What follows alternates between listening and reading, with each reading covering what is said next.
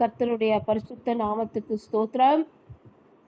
இந்த நாளிலும் 32வது நாள் உபவாச ஜெபத்திலே தேவன் நம்மை கிருபையாய் கொண்டு வந்து கூட்டி சேர்த்த தயவுகளுக்காய் கோடான ஸ்தோத்திரங்களை ஏறெடுக்கிறேன். கர்த்தருடைய நாமம் மகிமைப்படுவதாக. ஹல்லேலூயா, ஹல்லேலூயா. இன்றைக்கு தேவன் நம்மோடு எதை குறித்து பேச விரும்புகிறார் என்று சொன்னால், சத்தியத்தை அறியும் அறிவை அடைந்த பின்பு நாம் மனப்பூர்வமாய் பாவம் செய்கிறவர்களாயிருந்தால் பாவங்களின் நிமித்தம் செலுத்தத்தக்க வேறொரு பலி இல்லை அப்படின்னு நம்ம சொல்றார். இதை பத்தி தான் தேவன் நம்மோடு இன்றைக்கு பேச போகிறார். ஹல்லேலூயா. எபிரேயருக்கு எழுதின நிருபம் 10ஆம் அதிகாரம் 26, 27 வாசிக்க கேட்போம். சத்தியத்தை அறியும் அறிவை அடைந்த பின்பு நாம் மனப்பூர்வமாய் பாவம் செய்கிறவர்களாய் இருந்தால் பாவங்களின் நிமித்தம் செலுத்தத்தக்க வேறொரு பலி இனி இராமல் நியாய தீர்ப்பு வரும் என்று பயத்தோட எதிர்பார்ப்புதலும் விரோதிகளை பற்றிக்கும் கோபாக்கினியுமே இருக்கும். ஆமென். ஹல்லேலூயா, ஹல்லேலூயா. அப்போ இன்னைக்கு ஆண்டவர் மிகவும் துக்கத்தோடு நம் மத்தியிலே பேசிக் கொண்டிருக்கிறார். ஹல்லேலூயா. இத்தனை நாட்கள் உபவாசத்திலே அநேக காரியங்கள் தேவன் நம்மோடு பேசினார். அதிலே சிக்ஷையை அற்பமாக எண்ணாதே, சிக்ஷையை அசட்டை பண்ணாதே என்று சொல்லி நமக்கு எச்சரிக்கையும் கொடுத்தார். ஹல்லேலூயா. அவர் சிக்ஷித்து அந்த சிக்ஷையை நாம் அசட்டை செய்கிறவர்களாய் காணப்பட்டா அப்ப நம்ம என்ன செய்யறோம் அப்படின்னு அர்த்தம் அப்படின்னு கேட்டீங்கன்னா, நம்ம சத்தியத்தை அறிகிற அறிவை அடைந்துட்டோம், மனப்பூர்வமா என்ன செய்யறோம், நம்ம பாவம் செய்கிறவர்களாய் இருக்கிறோம்னு சொல்லி ஆண்டவர் இந்த நாளிலே மிகவும் துக்கத்தோடு நம் மத்தியிலே அவர் பேசிக் கொண்டிருக்கிறார். ஹல்லேலூயா. ஓ ஹல்லேலூயா. இங்கிலீஷ்ல எப்படி போட்டிருக்கு அப்படின்னு பார்த்தீங்கன்னா, ஹல்லேலூயா. For if we sin willfully after that we have received the knowledge of the truth, there remaineth no more sacrifice for sins. நம்ம சத்தியத்தை அறிந்த பிற்பாடு, சத்தியம் அறிவதற்கு முன்பாக நம்ம பாவம் செய்கிறோம்னா அதை தேவன் மன்னிப்பார். அதை தேவன் அவர் எல்லாத்தையும் மன்னித்து நிச்சயமாகவே அவர் கிருபையினாலும் அவர் இரக்கங்களினாலும் அதை மன்னித்து தேவன் என்ன பண்ணுவாரு, இரக்கம் பாராட்டி, சரி இந்த பிள்ளைக்கு இந்த ஆத்துமாவுக்கு சத்தியம் தெரியும், ஆதலால் அது தப்பு செய்து அப்படின்னு அவர் இரக்கம் பாராட்டுவார். ஆனா சத்தியத்தை அறிந்த பின்பு, ஹல்லேலூயா, அது எப்படி அப்படின்னு சொன்னா, இங்க என்ன போட்டிருக்கு, மனப்பூர்வமாய். இந்த மனப்பூர்வமாய் அப்படின்றதுக்கு அர்த்தம் என்னன்னா, வில்ஃபுல்லி இங்கிலீஷ்ல போட்டிருக்கு. நமக்கு தெரிஞ்சு நம்ம என்ன செய்யறோம், ஒரு காரியம் தப்புன்னு தெரியுதுன்னா அதை தெரிஞ்சு நம்ம என்ன செய்யறோம், அந்த காரியத்தை செய்யற மாதிரி. ஹல்லேலூயா. இப்போ நம்ம பாத்தீங்கன்னு சொன்னா, ஒரு சில பெரிய பாவங்கள் அப்படின்னு சொல்றதா, அது எப்படி அப்படின்னா நம்ம கேட்டகரைஸ் பண்றோம் அப்படின்னு பாத்தீங்கன்னா, இப்போ கொலைன்னு எடுத்துக்கோங்க. கொலை செய்கிறது ஒரு பெரிய பாவம் அப்படின்னு நம்ம கருதுறோம். ஹல்லேலூயா. கொலை, இப்போ ஒருத்தரை கொலை செய்யறாங்கன்னா, ஐயோ இது பயங்கரமான பாவம் அப்படி நம்ம யோசிச்சு அந்த பாவத்தை விட்டு நம்ம விலகிடுறோம். ஹல்லேலூயா. கொலை செய்கிறது. அதுக்கப்புறம் பார்த்தீங்கன்னா இன்னும் மற்ற பாவங்கள், திருடுறது, இன்னுமாய் மற்றபடி மற்றவங்கள பொருளை எடுக்கிறது, தெரிஞ்சு எடுக்கிறது, இப்படிப்பட்ட காரியங்கள்லாம் நம்ம பாவம்னு சொல்லி நம்ம நினைக்கிறோம். ஆனா தேவனுடைய சத்தியத்தை அறிந்த பின்பு ஆண்டவர் சொல்லுகிற வார்த்தைக்கும் அவர் சொல்லுகிற கட்டளைகளுக்கும் நம்ம கீழ்ப்படியாம போகிறோம்னு சொன்னா ஆண்டவர் என்ன சொல்றாருன்னா அந்த பாவத்துக்கு என்ன இல்லைங்க, ஹல்லேலூயா, செலுத்தத்தக்க வேறொரு பலி இல்ல, வேற பலியே கிடையாது. அப்படின்னா என்ன அர்த்தம்? ஹல்லேலூயா, வேறு வழியே கிடையாது. ஹல்லேலூயா, வேற வழி கிடையாது. அடுத்து சொல்றாரு, என்ன சொல்றாரு? நியாய தீர்ப்பு வரும் என்று பயத்தோட எதிர்பார்க்குதலும் விரோதிகளை பட்சிக்கும் கோபாக்கினையுமே இருக்கும். சரி, ஏன் விரோதிகளை பட்சிக்கும் கோபாக்கினைன்றார் ஆண்டவர்? பாத்தீங்களா? which shall devour the adversaries. அப்போ ஆண்டவர் என்ன சொல்றாருன்னா, யாரெல்லாம் சத்தியத்தை அறிந்து மனப்பூர்வமாய் பாவம் செய்கிறார்களோ அவர்களுக்கு என்ன நடக்கும்னா விரோதிகளை பட்சிக்கும் கோபாக்கினை தான் வரும்ன்றார். விரோதிகள். அப்போ தேவன் என்ன பண்றாருன்னா அவர்களை தேவன் எப்படி பார்க்கிறாரு? விரோதிகளை போல பார்க்கிறாரு. அல்லேலூயா. பாருங்க, நம்ம இந்த உபவாச நாட்களிலே நிறைய ஆண்டவர் நம்மளோடு பேசுறாரு. அவர் அன்புள்ள தேவன் தான், அவர் அன்பாகவே இருக்கிற தேவன் தான், இல்லைன்னு சொல்லலைங்க. ஆனா அவர் சொல்லி சொல்லி கீழ்ப்படியலனா அவருக்கு பயங்கரமா கோவம் வந்துடும். அல்லேலூயா. அதுக்கப்புறம் பார்த்தீங்கன்னு சொன்னா நமக்கு அவர்கிட்ட போய் மன்னிப்பு கேட்டா கூட மன்னிப்பு கிடைக்காதுங்க. அல்லேலூயா. ஏன்னு சொன்னா அழகா வசனம் சொல்லுது, நியாய தீர்ப்பு வரும் என்று பயத்தோட எதிர்பார்க்குதலும். அதுக்கப்புறம் பார்த்தீங்கன்னா அவ்வளவுதான், ஜட்ஜ்மெண்ட். அந்த அந்த நியாய தீர்ப்புக்கு பயந்து பயந்து பயந்து நடுங்கி கடைசியில அந்த கோபாக்கினைக்கு தான் நம்ம ஆளாயிடுறோம். எதுக்கு ஆளாயிடுறோம்?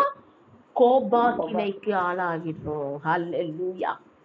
எனக்கு அருமையான தேவ ஜனமே, இன்றைக்கு ஆண்டவர் மிகவும் துக்கத்தோடு வைராக்கியத்தோடு நம் மத்தியிலே அவர் பேசிக் கொண்டிருக்கிறார். ஹல்லேலூயா.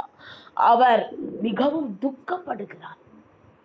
ஐயோ, எவ்வளவு சத்தியத்தை கேட்டும் மனப்பூர்வமாய் சத்தியத்தை அறிந்தும் அல்லேலூயா என்ன பண்றாங்க? அவங்க பாவம் செய்யறாங்களே. அப்ப இந்த பாவம்னா நம்ம நினைக்கிற மாதிரி நிறைய பேர் நம்ம என்ன பண்ணிப்போம், பாவம்னா பொய் சொல்றது, திருடுறது, கொலை பண்றது, மற்றவங்களுக்கு துரோகம் பண்றது, இதுதான் பாவம் நம்ம நினைக்கிறோங்க. ஆனா ஆண்டவர் இன்றைக்கு ரொம்ப தெளிவாய் சொல்லுகிறார், சத்தியத்தின்படி நடவாமல் இருப்பதே பெரிய பாவம். அதை குறித்து தான் தேவன் பேச போகிறார். சத்தியத்தின்படி நடவாமல். சத்தியம்னா எது?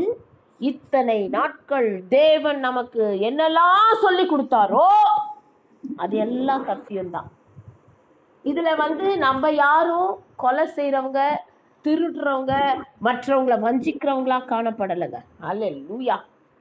நம்ம சத்தியத்திற்கு கீழ்ப்படியாமல் போகிறவர்களாய் தான் காணப்படுகிறோம். அதுதான் தேவன் மிகவும் துக்கத்தோடு சொல்லுகிறார். அவனை பார்த்து, இந்த மாதிரி இப்படிப்பட்ட பாவங்களை செய்கிறவங்களை பார்த்து அம்மா எவ்வளவு பெரிய பாவின்னு நம்ம நினைக்கலாம். ஆனா உண்மையை சொல்ல போனா தேவன் என்ன சொல்றாரு, நமக்கும் அவங்களுக்கும் வித்தியாசமே இல்லை.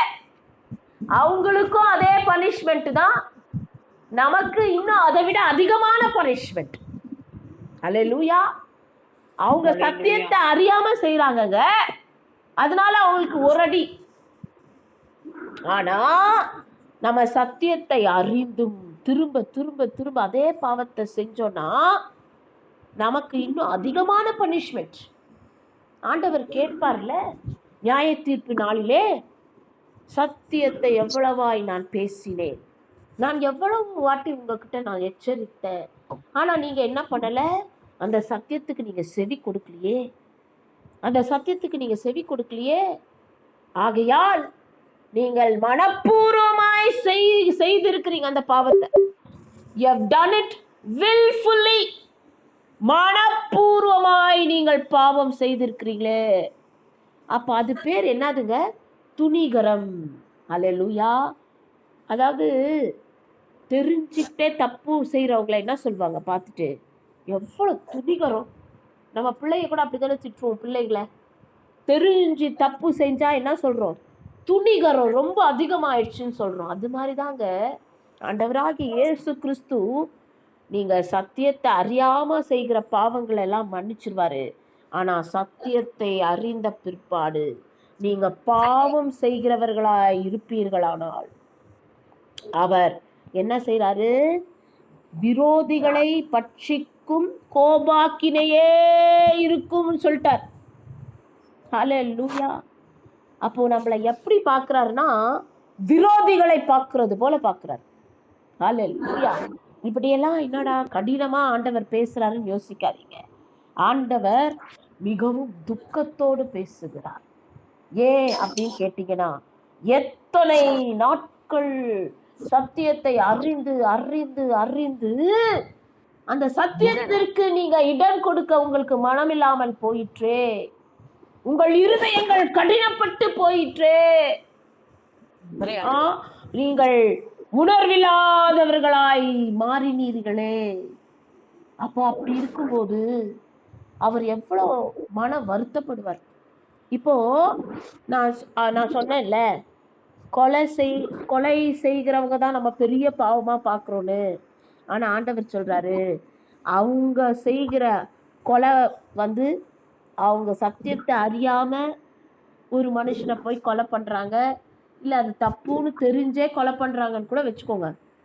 ஆனா இப்போ ஆண்டவர் பேசுறாரு, ஏப்பா உனக்காக நான் சிலுவையிலே அறையப்பட்டேனே, உனக்காக நான் அடிக்கப்பட்டேனே, உனக்காக காயங்களை ஏற்றுக்கொண்டேனே, உனக்காக நான் நொறுக்கப்பட்டேனே, ரத்தம் வழிந்தோடினதே, இதையெல்லாம் உனக்கு தெரியலையா?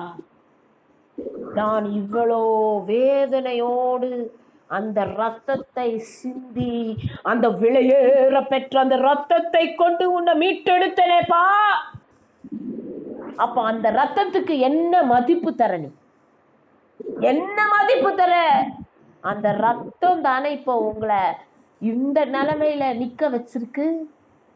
அந்த ரத்தத்தை அசட்டை பண்றீங்களே.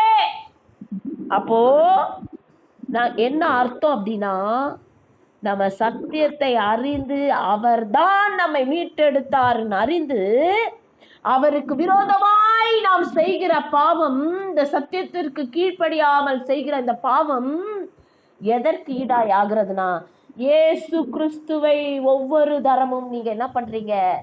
எப்பெல்லாம் நீங்க தேவனுடைய வார்த்தைக்கு கீழ்ப்படியாமல் போகிறீர்களோ அப்பெல்லாம் இயேசு கிறிஸ்துவை மீண்டும் கொலை செய்கிறதாய் கணக்கில் எடுக்கப்படுகிறது. அல்லேலூயா. திரும்பியும் நீங்க தேவனை என்ன பண்றீங்க? ஒரு தடவை தானே அவர் மரிச்சாரு, நம்மளுடைய பாவங்களுக்காக அவர் மரித்தாரே, அவர் நம்மளை மீட்டு எடுத்துட்டாருல்ல. திரும்பியும் போய் போய் அதே ஆண்டவர் சொல்லுகிற அதே வேண்டாம்ப்பா வேண்டாம்ப்பான்னு சொல்லியும் நீங்க செய்றீங்கன்னா, நீங்க அவரை திரும்பியும் சிலுவையில அறையிறதுக்கு ஈக்குவலண்டா தானே இருக்குது. அப்போ அவங்க மனிதர்களை கொலை பண்றாங்க, நீங்க டைரக்டா யார குத்துறீங்க? ஒரு பாவத்தை செய்யும் பொழுதெல்லாம் தேவாதி தேவனுடைய இருதயத்தை குத்துகிறதே, அவருடைய இருதயத்தை கிழிக்கிறதே. ஓ என்னுடைய மகள், என்னுடைய மகன், நான் என் ஜீவனை தந்தேனே, தியாகமாய் தந்தேனே, மீட்டெடுத்தேனே. ஆயினும் சத்தியம் அறியாமல் இருந்தால் பரவாயில்ல, சத்தியத்தை அறிந்து ரட்சிக்கப்பட்டு ஞானஸ்தானத்தை பெற்றுக்கொண்டு மனப்பூர்வமாய் பாவம் செய்கிற அனுபவம் என்னதுங்க? தேவனை நீங்க செய்கிற ஒவ்வொரு பாவத்துக்கும் அவர் இருதயம் கிழிக்கப்படுகிற அனுபவம். அவர் இருதயம் கிழிக்கப்படுகிறது. எனக்கு அருமையான தேவஜனமே, தேவன் இந்த நாளிலே தன்னுடைய இருதய பாரத்தை நம் மத்தியிலே ஊற்றி கொண்டிருக்கிறார். ஹல்லேலூயா, ஹல்லேலூயா. எவ்வளவு தடவை கடிந்து கொண்டும் உங்க இடரியை கடினப்படுத்திக் கொள்ளுகிறீர்களே, இருதயத்தை கடினப்படுத்திக் கொள்ளுகிறீர்களே, கொஞ்சமாச்சும் இரக்கம் வேண்டாவாப்பா? கொஞ்சமாச்சும் இரக்கம் வேண்டாவா? உங்களுக்காக நான் தியாகம் செய்த என்னுடைய சரீரத்தை நோக்கி பாருங்க. என் எவ்வளவு வேதனைகள் நான் பட்டேன் என்பதை கொஞ்சம் யோசித்து பாருங்க. உங்க கண்களுக்கு முன்பாக நிறுத்தி பாருங்க. ரத்தம் பாய்ந்து வழிந்தோடினதே, தலையிலிருந்து கால்கள் வரை ரத்தம், ரத்தம். இதைதான் ஆண்டவர் சிலுவையிலே தாகம் தாகம் என்று கதறினார். ஆத்துமாக்கள் மேலுள்ள தாகம் தான் அது வெளிப்படுத்துகிறார். அவர் கதறி கதறி அந்த ஆத்துமாக்களுக்காய் அவர் தன் ஜீவனையை கொடுத்தாரே. ஏன் இன்னும் உணராதவர்களாய் காணப்படுகிறீர்கள் என்று தேவன் இந்த நாளிலே துக்கப்படுகிறார். அவர் மிகவும் துக்கப்படுகிறார். எனக்கு அருமையான தேவ ஜனமே, என்னால் அழாம இருக்க முடியல. அவருடைய சிலுவையை காட்சியை நீங்கள் கண்ணுக்கு முன்பாக நிறுத்தி பாருங்க. அவர் இருதயம் நொறுங்குண்டு பேசுகிறார். ஐயோ, இந்த விலை மதிப்பில்லாத அந்த ரத்தத்தை அசட்டை செய்கிறதாக அவர் கருதுகிறார். அதுக்குதான் ஆண்டவர் சொல்றாரு, மனப்பூர்வமாய் நீங்க பாவம் செஞ்சா நீங்க நல்லா யோசிச்சு பாருங்க, உங்களுக்கு வேற வழியே கிடையாது. அதுக்கப்புறம் உங்களுக்கு மன்னிப்பே கிடையாது. என்ன நடக்கும்னா, விரோதிகளை பட்சிக்கும் கோபாக்கினை தான் உங்களுக்கு வரும் சொல்றார் ஆண்டவர். அவர் ஏன் அவ்வளவு கோபத்தோடு பேசுகிறார்? ஏன் அவ்வளவு கோபத்தோடு அவர் அந்த மாதிரி ஒரு விரோதிகளை அப்படி என்ன ஆண்டவரை நாங்க பாவம் செஞ்சிட்டோம் நீங்க கேட்கலாம். இதுதான் உள்ளதிலே பெரிய பாவம். பெரிய பாவம் எதுன்னு கேட்டீங்கன்னா, நம்ம சத்தியத்தை அறியாத வரைக்கும் செய்கிற தப்பெல்லாம் பெரிய பாவமாய் தேவனுக்கு முன்பாக நிற்காது. அதெல்லாவற்றையும் தேவன் மன்னித்து விடுவார். சத்தியத்தை அறிந்த பின்பு, சத்தியத்தை அறிகிற அறிவை அடைந்த பின்பு, ஓ நீ மனப்பூர்வமாய் பாவம் செய்கிறாயே, எப்படி உன் இருதயம் இப்படி கடினப்பட்டது? நீ எதற்கு ஒப்பு கொடுத்திருக்கிறாய் உன் இருதயத்தை? உன்னை மீட்டெடுத்த என்னுடைய அந்த ரத்தம், அதை நீ அசட்டை செய்து உன்னுடைய இருதயத்தையும் சரீரத்தையும் பிசாசுக்கு ஒப்பு கொடுத்து அதை கடினப்படுத்தி விட்டாயே. அப்ப ஆண்டவருக்கு எவ்வளவு துக்கமா இருக்கும், எவ்வளவு துக்கப்படுவார். ஒவ்வொரு நிமிஷமும் கண்ணீர் வடிக்கிறார் அருமையான தேவஜனமே. அவர் ஒரு நிமிஷமோ துக்கத்தோடு, ஐயோ என் ஆத்துமா, ஐயோ என் மக, ஐயோ என் மக, எவ்வளவு சொல்லியும் கேட்கறது இல்லையே. யோசிச்சு பாருங்க, உங்க சொந்த பிள்ளைகள் உங்களுடைய வார்த்தையை சொல்லி சொல்லி சொல்லி கேட்காமல் போகிறார்கள் என்று சொன்னால் எவ்வளவு துக்கப்படுகிறீர்கள், இருதயம் எவ்வளவாய் நொறுக்கப்படுகிறது. ஓ, அப்படியாக தானே நம்மளுடைய இயேசு கிறிஸ்து பரம தகப்பன் நமக்காய் சிலுவையிலே அடிக்கப்பட்டு நமக்காய் ரத்தம் சிந்தி நம்மை மீட்டெடுத்து, ஓ நல்ல இடத்துல நம்ம வரணும், நித்திய ஜீவனை அடையணும்னு சொல்லி அவர் மீண்டுமாய் மீண்டுமாய் சொல்லியும் கேட்காமல் போகிறது என்ன? அசட்ட கட்டத்தனம் என்ன? ஓ, தேவன் கண்ணீர் விடுற அளவுக்கு நம்ம செஞ்சிடுறோமே, தேவனை சந்தோஷப்படுத்துறோமா? யோசிச்சு பாரு. இது நிமித்தம் அந்த தேவாதி தேவன் உங்களை பார்த்து சந்தோஷப்படுவாரா, துக்கப்படுவாரா? ஹல்லேலூயா. உலக பிரகாரமாய் பெற்றெடுத்த பிள்ளைகளை பார்க்கும் போதே நமக்கு எவ்வளவு வருத்தம் வருதுன்னா யோசித்து பாருங்க. இந்த உலகத்தில் உள்ள மொத்த மனிதர்களுக்காய் தன் ஜீவனை கொடுத்தாரே, அவர் எவ்வளவு வருத்தப்படுவார். சத்தியத்தை அறியாமல் செய்யறாங்கப்பா, பரவாயில்லப்பா, அவங்களெல்லாம் கூட நான் மன்னிச்சுவேன். ஆனா நீங்களோ சத்தியத்தை அறிந்து திரும்ப செய்றீங்களே சொல்லி தேவன் இந்த நாளிலே மிக துக்கத்தோடு அவர் நம் மத்தியிலே 32வது உபவாச நாளிலே பேசிக் கொண்டிருக்கிறார். ஹல்லேலூயா. பாருங்க, எபிரேயருக்கு எழுதின நிருபம் 6ஆம் அதிகாரம் 4-8 வசனங்கள் வாசிக்க கேட்போம். எபிரேயருக்கு எழுதின நிருபம் 6:4-8.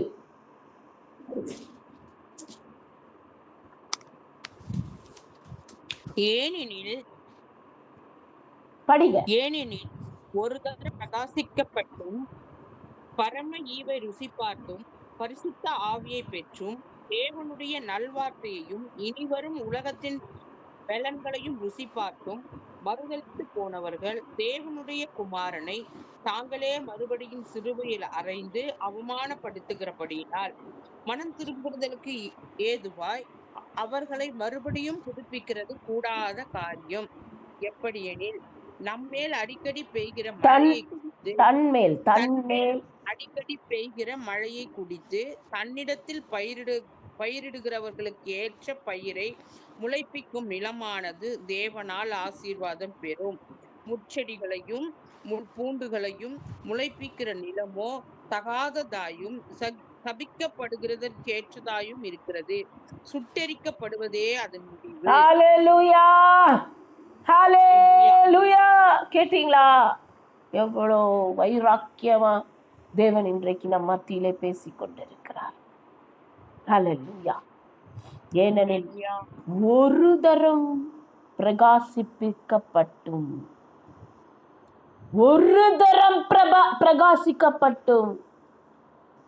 பரம ஈவை ருசி பார்த்தும் பரிசுத்த ஆவியை பெற்றும் தேவனுடைய நல்வார்த்தையையும் இனி வரும் உலகத்தின் பலன்களையும் ருசி பார்த்தும் மறுதலித்து போனவர்கள் தேவனுடைய குமாரனை என்ன பண்றாங்களாம்? தாங்களே மறுபடியும் சிலுவையில் அறைந்து அவமானப்படுத்துகிறபடியால் என்ன பண்றாங்க? திரும்பியும் சிலுவையில அறையிறாங்க. அதுதான் ஆண்டவர் சொல்றார், என்னை எத்தனை தடவை சிலுவையில் அறைவீங்கப்பா? நீங்க ஒவ்வொரு வாட்டி சத்தியத்தை அறிந்து திரும்பவும் நீங்க அந்த பாவத்தை திரும்பியும் செய்றீங்கன்னா அது எதுக்கு சமானம்? என்னை சிலுவையிலே அறைகிறதற்கு சமானம். அப்ப சிலுவையில அறைகிறது என்னமா? கொலை செய்கிறது தானே அர்த்தம். அப்போ கொலை செய்யறவங்களை பார்த்து ஐயோ எவ்வளவு பெரிய பாவம்னு சொல்றோம். நம்ம என்ன பாவம் செய்யறோம்? அதை விட பெரிய பாவம் செய்யறோம். ஆண்டவராகிய இயேசு கிறிஸ்துவை மீண்டுமாய் சிலுவையிலே அறைந்து கொண்டிருக்கிறோமே. ஏன் இன்னும் உணர்வு வரவில்லை? எனக்கு அருமையான தேவ ஜனமே, ஆண்டவர் என்ன சொல்றாரு? எத்தனை தடவை என்ன சிலுவையில் அறைவீங்க? எத்தனை தடவை? ஏன் நீங்க நல்லா ஒரு தரம் என்ன பண்ணீங்க? உங்களை ஆண்டவர் தூக்கி எடுத்து உங்களை உளையான சேற்றிலிருந்து உங்களை என்ன பண்ணியிருக்கிறாரு? கொண்டு போய் மலை மேல நிறுத்தி உங்க பாவங்களெல்லாம் கழுவி உங்களை ஞானஸ்தானம் கொடுத்து பாவத்துக்கு செத்து நீதிக்கு பிழைக்கிறீங்கன்னு சொல்லி ரட்சிக்கப்பட்ட அனுபவம் பெற்றுக்கொண்டு எல்லாம் ஆன பிற்பாடு எல்லாத்தையும் ருசி பார்த்துட்டீங்களே, பரிசுத்த ஆவியும் பெற்றுக்கிட்டீங்களே, அவருடைய வார்த்தையெல்லாம் நீங்க கேட்டு அந்த பலனையும் நீங்க ருசி பார்த்துட்டீங்களே. அவ்வளோ ருசி பார்த்துட்டு நீங்க என்ன பண்றீங்க? மறுதலித்து போனவர்கள் அப்பவும் நீங்க என்ன பண்றீங்க? மறுதலிக்கிறீங்களே. ஹalleluya, ஹalleluya. ஏன் அப்ப நீங்க இப்படி மறுதலிச்சீங்கன்னா அதுக்கு அதுக்கு அது என்ன அர்த்தம்? நீங்க தெரிஞ்சு செய்றீங்க, துணிகரமா செய்றீங்க, அது மனப்பூர்வமாய் செய்றீங்க, அதுதானே அர்த்தம். அப்ப ஆண்டவர் சொல்றாரு, இப்படி மனப்பூர்வமாய் செய்கிற பாவம் எதுக்கு சமானம் அப்படின்னு கேட்டீங்கன்னா, தேவனுடைய குமாரனை தாங்களே மறுபடியும் சிலுவையில் அறைந்து. அல்லேலூயா. தேவனுடைய குமாரனை தாங்களே மறுபடியும் மறுபடியும் சிலுவையில் அறையிற ஒரு அனுபவம். இப்படிப்பட்ட காரியம் செய்து அறைந்து அவமானப்படுத்துகிறபடியால் அது எப்படி ஆண்டவர் அதை எப்படி கருதுகிறாரு? பெரிய அவமானம். ஆமாங்க, இந்த உலகத்துல உள்ள பிள்ளைங்க நம்ம சொல்லி சொல்லி கேட்காம அவங்க இஷ்டப்படி போய் ஒரு காரியத்தை செஞ்சாங்கன்னா உடனே நம்ம சொல்றோம்ல, என்ன சொல்றோம்?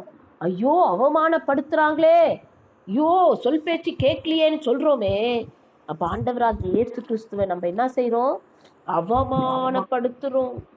அல்லேலூயா, அவமானப்படுத்துறோம். ஆகையால் அவருக்கு ரொம்ப கோபம், ரொம்ப துக்கம்.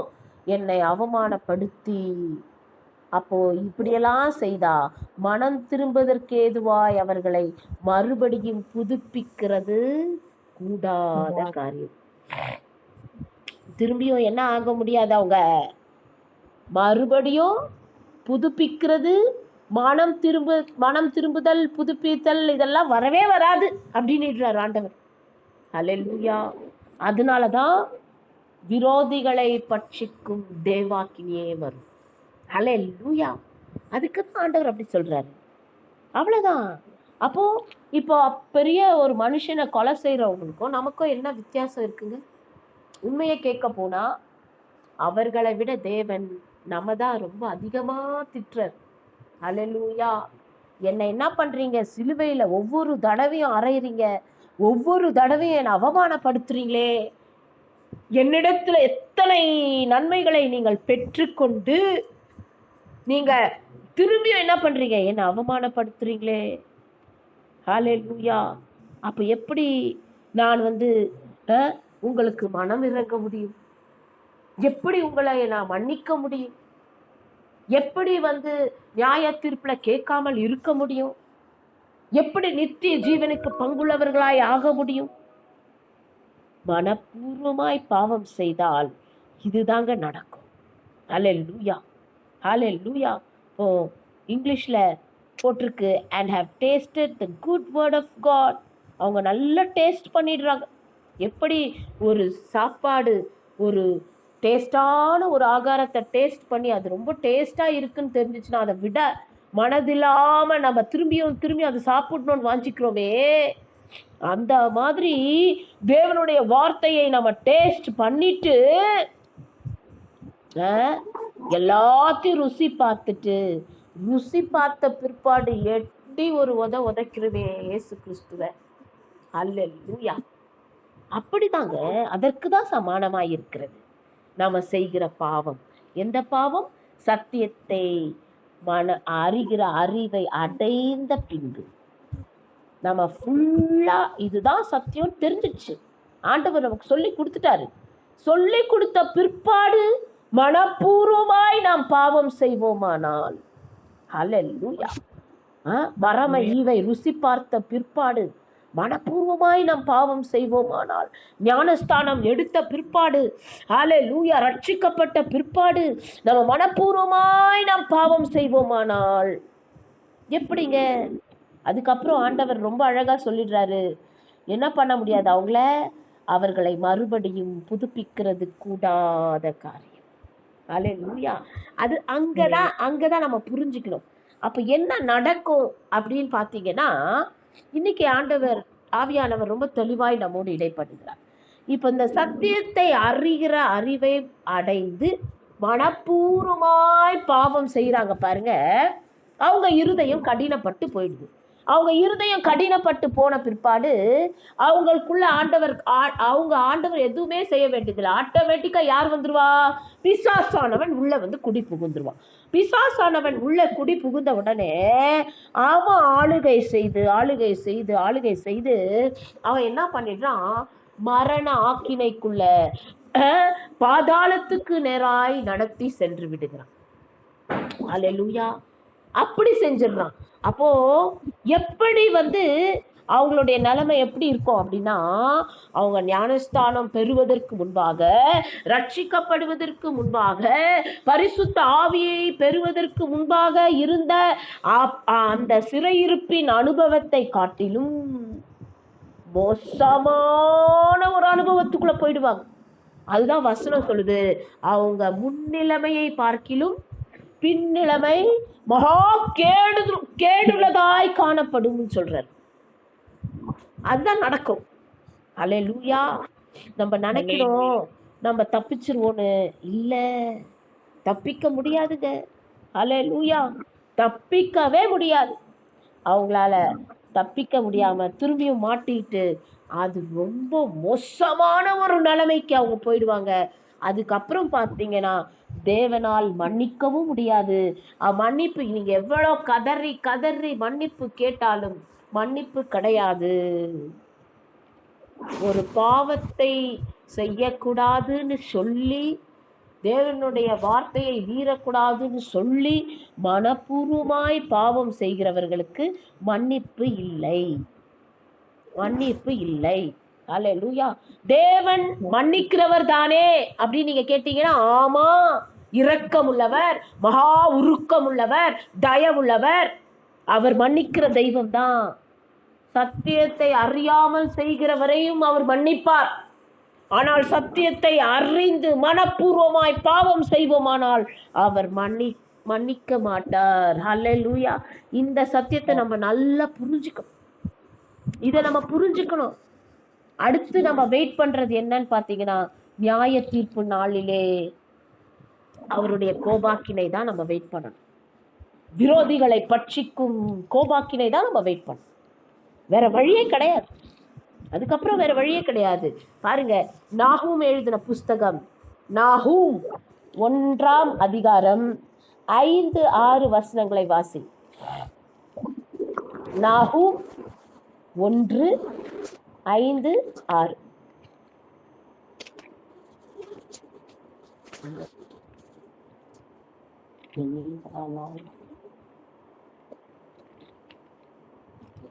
எடுத்தவங்க வாசிக்கலாம். நாகூம் 1ஆம் அதிகாரம் 5-6. அவர் சமூகத்தில் பர்வதங்கள் அதிர்ந்து மலைகள் கரைந்து போகும்.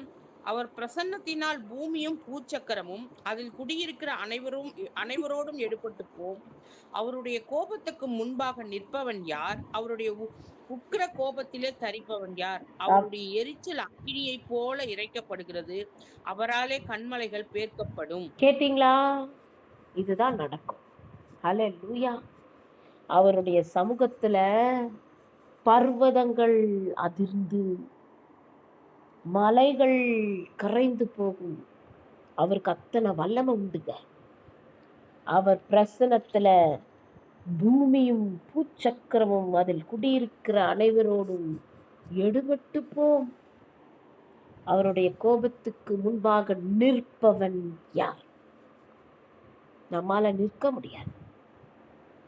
ஒருபோதும் தேவனுடைய கோபத்துக்கு முன்பாக நம்மால நிற்க முடியாதுங்க. அவருடைய எரிச்சல் அக்கினியை போல இறைக்கப்படுகிறது. அவராலே கண்மலைகள் பேர்க்கப்படும். அல்லேலூயா. அப்போ நம்ம தெரிந்து மனப்பூர்வமாய் சத்தியத்தை அறிவை அடைந்த பின்பு மனப்பூர்வமாய் நாம் பாவம் செஞ்சோன்னா அது எதுக்கு சமானம்? அவரை சிலுவையில ஒவ்வொரு தடவையும் அறைகிறதற்கு சமானம். அவரை நம்ம காலின் கீழே வைத்து மிதிக்கிறதுக்கு சமானம். அவரை ரத்தத்தை, அவருடைய வெளியேற பெற்ற அந்த ரத்தம், நம்மளை மீட்டெடுத்த அந்த ரத்தத்தை அசட்டை பண்ணுவதற்கு சமானம். அப்போ அவருக்கு கோபம் வருமா வராதா? ஹalleluya. அவ்வளவுதான். அவருடைய கோபத்துக்கு நம்ம நிக்கவே முடியாது. அதோட அவர் சொல்லிடுவார், போ, நியாயத்தீர்ப்பு நாள்ல அவ்வளவுதான். அதுக்கு மேல பேச்சே கிடையாது. அவரிடத்துல மன்னிப்புன்றதை நீங்க எதிர்பார்க்கவே முடியாது. அதோட நம்ம ஃபுல்லா யாருடைய ஆளுகை கீழே போயிடுவோம் அப்படின்னு கேட்டா, சத்ருவானவன், பிசாசானவன் ஆளுகை செய்வான். கண்ட்ரோல் ஃபுல்லா பிசாசு எடுத்துடும். எவ்வளோ நம்ம கதறி அழுதாலும் அதுக்கப்புறம் பார்த்தீங்கன்னு சொன்னா நமக்கு மன்னிப்பும் கிடையாது, அதுல இருந்து விடுதலையும் கிடையாது. ஒரு தடவை விடுவிப்பார். சும்மா சும்மா நம்ம தெரிஞ்சு பாவம் செஞ்சோம்னா மன்னிப்பாரா? அப்போ அது என்ன அர்த்தம்? நம்ம அவரை அசட்டை பண்றோம்னு அர்த்தம். தேவனுடைய வார்த்தையை அசட்டை பண்ணுகிறவர்கள் தேவனையே அசட்டை பண்ணுகிறதாய் அர்த்தம். அல்லேலூயா, அல்லேலூயா. அப்போ இப்போ பாருங்க, என்னாகமத்துல 15ஆம் அதிகாரம் 13ஆம் வசனம் பாருங்க, வாசிக்கும் போது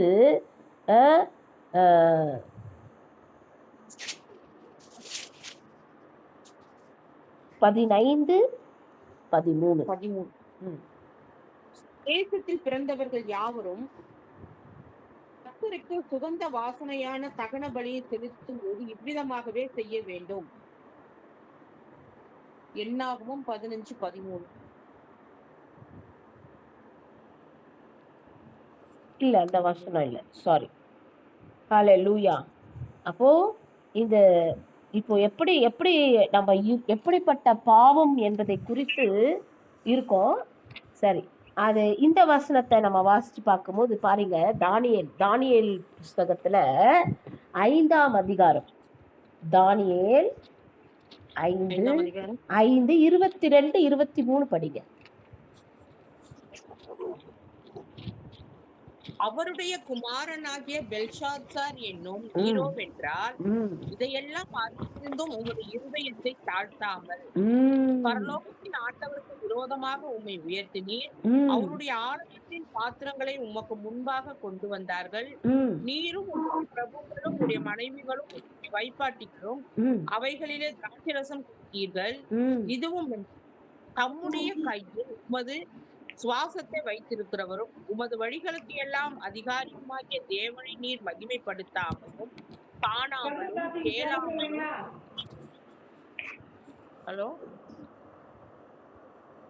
நீர் மகிமைப்படு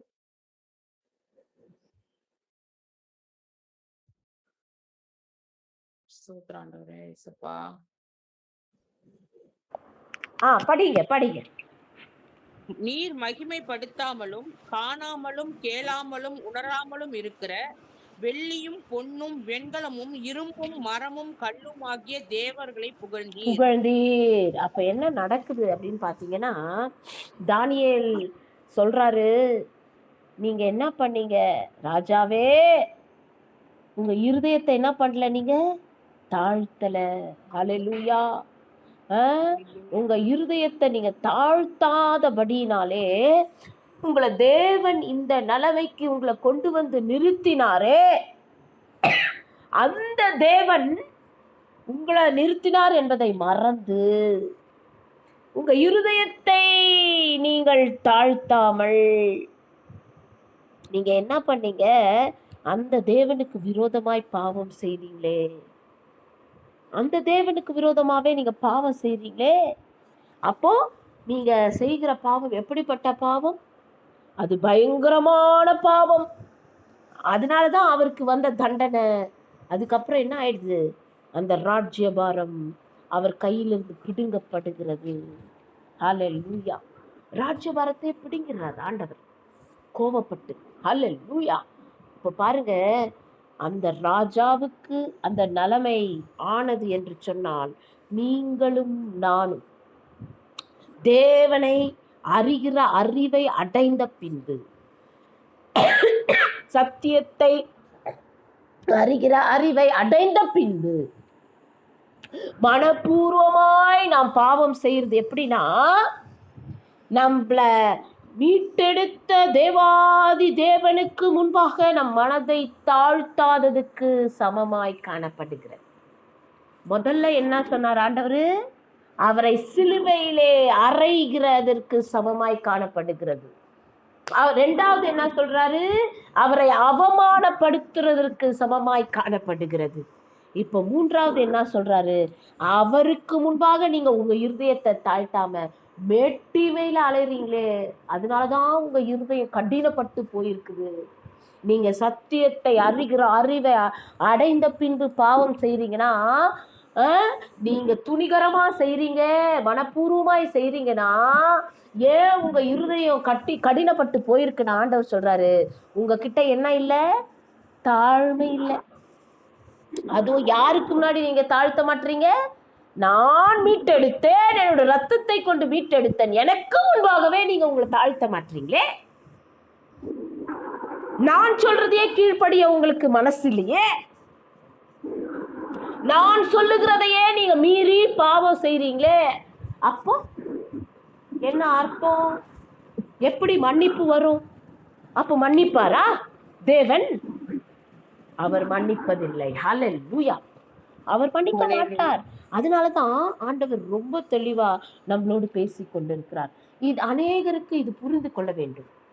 நான் கிறிஸ்துவனாய் ஜீவிக்கிறேன், நான் கிறிஸ்துவனாய் வாழ்கிறேன், நான் கிறிஸ்துவை போல நடக்கிறேன் என்று சொல்லி நம்மை நாமே ஏமாற்றிக் கொள்வது பெருசல்ல.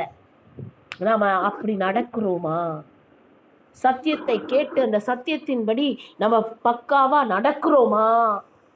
அந்த சத்தியத்தின்படிதான் நம்ம ஃபுல்லா செய்யறோமா என்பதை ஒவ்வொரு நாளும் நாம் என்ன பண்ணணுமா? சுய பரிசோதனை செய்து பார்க்க வேண்டும். ஆண்டவர் இந்த சத்தியத்தை நமக்கு சொல்றாருன்னா, இந்த சத்தியத்தின்படி நம்ம நடக்கிறோமா? அதன்படிதான் நடக்கிறோமா? இல்ல அதன்படி இல்லாம நம்ம பாட்டுக்கு நம்ம சுயம் மேலோங்கி, நம்ம மாம்சம் மேலோங்கி, நம்ம மாம்சத்துல எப்படி நம்ம சிந்திக்கிறோமோ அதுபடி நடக்கிறோமா? அப்ப அந்த இடத்துல தேவனுக்கு முக்கியத்துவம் தருமா, இல்ல நம்ம மாம்சத்துக்கு முக்கியம் தருமா? ஹல்லேலூயா. இந்த மாம்சத்தையே மீட்டெடுத்த அந்த தேவாதி தேவன், அவருக்கு நாம முன்னுரிமை கொடுக்காம இந்த மாம்சத்துக்கு தான் இடம் கொடுத்துட்டோம். ஹல்லேலூயா. இந்த மாம்சத்துக்கு தான் இடம் கொடுத்துட்டோம். அப்படி நம்ம இடம் கொடுக்கணும்னு சொன்னா அப்ப ஆண்டவருக்கு எவ்வளவு மன துருக்கம், மனம் உடைஞ்சு போயிடுவார். ஹல்லேலூயா. அப்ப பாருங்க, ஆண்டவர் சொல்றாரு, அவர் எப்படிப்பட்ட தேவன் அப்படின்னு பாத்தீங்கன்னா, அவர் அன்புள்ள தேவன், ரொம்ப அன்புள்ள தேவன். ஆனா அதே சமயத்துல அவர் எப்படிப்பட்ட தேவனுங்க? அவர் பட்சிக்கிற அக்கினியாய் இருக்கிறார். அவர் பட்சிக்கிற அக்கினியாய் இருக்கிறார். ஹல்லேலூயா. எபிரேயருக்கு எழுதின நிருபம் 12ஆம் அதிகாரம் 29ஆம் வசனத்தை வாசிக்கும் போது, நம்முடைய தேவன் எப்படிப்பட்ட தேவன்? பட்சிக்கிற அக்கினியாய் இருக்கிறாரே. அவர் எப்படிப்பட்ட தேவனுங்க? பட்சிக்கிற அக்கினி. அவருக்கு கோபம் வந்துடுச்சுன்னு சொன்னா அதுக்கப்புறம் அவர் பட்சிக்கிற அக்கினியாய் இருக்கிறார். ஹல்லேலூயா. நஹூம்ல சொன்னபடி, ஹல்லேலூயா, அவருடைய கோபத்திற்கு எதிர்த்து நிற்பவன் யார்? அவருடைய கோபத்துக்கு ஒருவராலும் எதிர்த்து நிற்க முடியாதுங்க. அவர் அன்பாயிருக்கும் வரை அன்பாயிருப்பார். ஆனால் அவருக்கு கோபம் வந்துடுச்சுன்னு சொன்னா அவர் பட்சிக்கிற அக்கினியாய் மாறிவிடுவார். ஹல்லேலூயா. பட்சிக்கிற அக்கினியாய் மாறிவிடுவார். அதற்கு நாம் ஆளாகிடக்கூடாதுங்க, ஆளாகிடக்கூடாது. ஏன்னு சொன்னா மனப்பூர்வமா பாவம் செய்தா அவருக்கு அது பிடிக்கவே பிடிக்காது. மனப்பூர்வமாய் செய்கிற பாவத்துக்கு மன்னிப்பே இல்லைங்க. ஒருவேளை நமக்கு தெரியாம செய்யறோம்னா அதை மன்னிச்சிருவார். ஆனால் தெரிஞ்சு செய்கிற பாவத்துக்கு மன்னிப்பு இல்லை. ஹல்லேலூயா, ஹல்லேலூயா. அவர் பட்சிக்கிற அக்கினியாய் மாறி விடுகிறார். 2 தெசலோனிக்கேயர் 1:7 8 வசனம். 1ஆம் அதிகாரம் 7, 8. தேவனை அறியாதவர்களுக்கும் தம்முடைய கர்த்தராகிய இயேசு கிறிஸ்துவின் சுவிசேஷத்திற்கு கீழ்ப்படியாதவர்களுக்கும் நீதியுள்ள ஆக்கினியை செலுத்தும்படிக்கு கர்த்தராகிய இயேசு நமது வல்லமையின் தூதரோடும் ஜுவாலித்து எரிகிற அக்கினியோடும் வானத்திலிருந்து வெளிப்படும் போது அப்படியாகும். ஹல்லேலூயா, ஹல்லேலூயா. தேவனை அறியாதவர்களுக்கும் தம்முடைய கர்த்தராகிய இயேசு கிறிஸ்துவின் சுவிசேஷத்திற்கு கீழ்ப்படியாதவர்களுக்கும் நீதியுள்ள ஆக்கினையை செலுத்தும்படிக்கு. ஹல்லேலூயா. அப்ப அவர் என்ன பண்றாரு? 2 பேருக்கும் ஒரே பனிஷ்மெண்ட் தான். தேவனை அறியாதவர்களுக்கும் அந்த பனிஷ்மெண்ட் தான், கர்த்தராகிய இயேசு கிறிஸ்துவின் சுவிசேஷத்திற்கு கீழ்ப்படியாதவர்களுக்கும் அதே ஆக்கினை தான். மாற்றமே இல்லை, மாற்றமே இல்லைங்க. ஹல்லேலூயா. அப்போ அதுதான் நேற்றைய தினத்துல ஆண்டவர், நேற்றைய தினமோ எப்பயோ சொன்னாரு, 2 எஜமான்களுக்கு நம்ம என்ன செய்ய முடியாது? ஊழியம் செய்ய முடியாது. நம்ம உலகத்தையும் நேசித்து அவரையும் நேசிக்கிறோம்னா அது முடியாது. ஒண்ணு, நான் கிறிஸ்துவை போல வாழ விரும்புகிறேன், நான் கிறிஸ்துவுக்காய் வாழ்வேன், நான் கிறிஸ்துவை பின்பற்றுவேன், கிறிஸ்துவை போல நடப்பேன் என்று சொல்லி தீர்மானம் எடுப்பீர்களானால் அப்போ கிறிஸ்துவின் சத்தியத்திற்கு நாம் கீழ்ப்படிய வேண்டும். நீங்க கிறிஸ்துவை பின்பற்ற முடியாதுன்னு சொல்லி நீங்க நினைச்சிட்டீங்கன்னு சொன்னா, என்னால இதெல்லாம் கடினமான உபதேசம், என்னால முடியாது அப்படி நீங்க யோசிச்சீங்கன்னா, நீங்க அதற்கு நீங்க கிறிஸ்துவை பின்பற்றாமே இருந்துடலாம். நீங்களும் ஒண்ணுதான், தேவனை அறியாதவர்களும் ஒண்ணுதான். 2 பேரையும் தேவன் ஒரே மாதிரி தான் பார்ப்பார். ஹல்லேலூயா. அதுதான் சத்தியத்தை அறிந்தும் அறிகிற அறிவை அடைந்தும் மனப்பூர்வமாய் பாவம் செய்கிறவர்கள் எந்த கேட்டகரியில வருவாங்கன்னா, கர்த்தராகிய இயேசு கிறிஸ்துவின் சுவிசேஷத்திற்கு கீழ்ப்படியாதவர்கள். இதுலதான் அடங்குவோம் நம்மளும். கீழ்ப்படியில, அதனாலதான் ஆண்டவர் அன்னையில இருந்து பேசிட்டே இருக்கார். கீழ்ப்படிதல் மிக முக்கியமான ஒரு குவாலிட்டி. தேவனுக்கு ரொம்ப பிடித்த குவாலிட்டி எதுன்னு கேட்டீங்கன்னா கீழ்ப்படிதல். அவர் ஒரு வார்த்தை சொல்றாரா, அந்த வார்த்தைக்கு அப்படியே கீழ்ப்படி. அவர் ஒரு வார்த்தை சொல்றாரா, அந்த வார்த்தைக்கு நம்ம திரும்பி கேள்வி கேட்கறது அவருக்கு பிடிக்கவே பிடிக்காது. அப்படி நாம கீழ்ப்படிந்தோன்னு சொன்னா அவருக்கு பிரியமான பிள்ளைகளாய் ஜீவிக்க முடியும். அப்ப இந்த 32ஆம் நாளிலே அவர் என்ன சொல்லி கொடுக்கிறாருன்னா, எனக்கு அருமையான தேவ ஜனமே, நீங்க இவ்வளோ சத்தியத்தை கேட்டீங்க, எப்படி கீழ்ப்படினோம், எப்படி ரட்சண்யம் என்னும் தலை சீரா எப்படி உங்களுக்கு ரொம்ப அவசியம், எப்படி அதில் உள்ள எல்லா சர்வாயுத வர்க்கங்களும் எவ்வளோ அவசியம், அதெல்லாம் நீங்க போட்டாதான் நீங்க பிசாசானவன் யுக்திகளையும் தந்திரங்களையும் ஜெயிக்க முடியும். அப்பதான் நான் வந்து நின்று உங்களுக்காக யுத்தம் செய்வேன். நான் வந்து நிக்கணும்னா உங்களுக்கு என்ன ரொம்ப முக்கியம்? விசுவாசம் ரொம்ப முக்கியம் அப்படின்னு சொல்லி நிறைய காரியங்களை தேவன் சொல்லி கொடுத்தாரு இந்த உபவாச நாட்களில். ஆனா அதெல்லாம் சொல்லி கொடுத்து திரும்பவும் நாம பாவம் செய்கிறவர்களாயிருப்போமானால், இந்த சத்தியங்களுக்கு இடம் கொடாதபடிக்கு, இந்த சத்தியங்களுக்கு நாம் கீழ்ப்படியாதபடிக்கு, நம்மளுடைய மனதை தாழ்த்தாதபடிக்கு மனப்பூர்வமாய் பாவம் செய்வோமானால் நமக்கு மன்னிப்பு கிடையாது. நமக்கு மன்னிப்பே கிடையாது என்று கர்த்தர் சொல்லுகிறார். ஏன் சொன்னா, அது எதற்கு சமானம்? ஆண்டவராகிய இயேசு கிறிஸ்துவை மீண்டும் மீண்டும் சிலுவையிலே அறைகிறதற்கு சமானம். ஆண்டவராகிய இயேசு கிறிஸ்துவை அவமானப்படுத்துகிறதற்கு சமானம். ஆண்டவராகிய இயேசு கிறிஸ்துவை துக்கப்படுத்தி, ஹல்லேலூயா, அவரை அசட்டை செய்கிறதற்கு சமானம். ஹல்லேலூயா, ஹல்லேலூயா. அப்ப எப்படி மன்னிப்பு கிடைக்கும்? மன்னிப்பு கிடைக்காதே. கர்த்தராகிய இயேசு தமது வல்லமையின் தூதரோடும் ஜுவாலித்து எரிகிற அக்கினியோடும் வானத்திலிருந்து வெளிப்படும் போது அதுதாங்க நடக்கும். அவர் வந்து நம்மளை மீண்டும் அழைத்து செல்வார் என்று நம்ம எதிர்பார்ப்போடு காத்திருக்கிறோமே. அந்த நாளிலே நாம் அவரோடு போக வேண்டுமானால் சத்தியத்தை அறிகிற அறிவை அடைந்து பின்பு கீழ்ப்படியாமல், அந்த சத்தியத்திற்கு கீழ்ப்படியாமல் மனப்பூர்வமாய் நாம் பாவம் செய்வோமானால் நாம் அவரோடு எடுத்து கொள்ளப்பட முடியாது. அவர் ஆக்கினையிலே தான் நமக்கு செலுத்துவார். அல்லேலூயா. பனிஷ்மெண்ட் தான் கிடைக்கும்ன்றார், வேற வழியே இல்லை. அதுக்கப்புறம் நீங்க கதறினாலும் அதுக்கப்புறம் அழுதாலும் மன்னிப்பு கிடையாது. அல்லேலூயா, அல்லேலூயா. அதனாலதான் ஆண்டவர் மிகவும் எச்சரிக்கை எச்சரிக்கை எச்சரிக்கை கொடுத்துட்டு இருக்கிறார். அவர் நம்மளை எச்சரிப்பின் சத்தம் ஒவ்வொரு நாளும் நமக்கு நேராய் வந்து கொண்டு இருக்கிறது. எனக்கு அருமையான தேவ ஜனமே, அவர் எச்சரிப்பதற்கு எதற்கு? அவர் எதற்காக எச்சரிக்கிறார்? நம்ம அப்படி இருக்கக்கூடாது என்பதற்காய். அல்லேலூயா. நம்ம அப்படிப்பட்ட கோபாக்கினைக்கு ஆளாயிடக்கூடாதே.